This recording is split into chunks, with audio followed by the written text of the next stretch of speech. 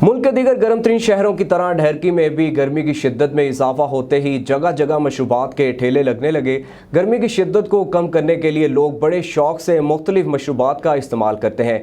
मज़ीद जानते हैं गुलाम रसूल से। जी गुलाम रसूल, आगाह कीजिएगा। मैं मौजूद हूँ इस टाइम ढेरकी के दरगाह या भरचुंडी शरीफ चौक पे, जहाँ पे एक बिलंगू दूध का ठला लगा हुआ है। तो मज़ीद उनसे मालूम करते हैं वो कैसे बनाते हैं और उसमें क्या फ़र्क।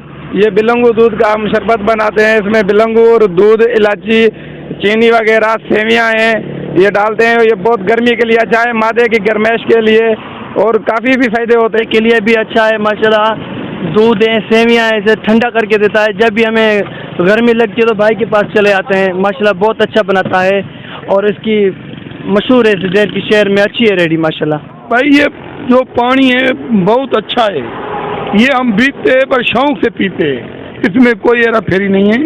ये पानी दिलवाला है, अभी जैसे पीता है ऐसे सुकून आता है। बिल्कुल सही का पानी ये गर्मी के लिए मुफीद है, हम बड़े शौक से पीते हैं रोजाना।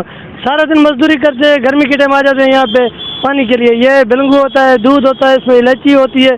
ये बहुत बेहतरीन है गर्मी के लिए, तो मुफीद है ये चीज़, सुकून से हर मजदूर तबका पीता है ये।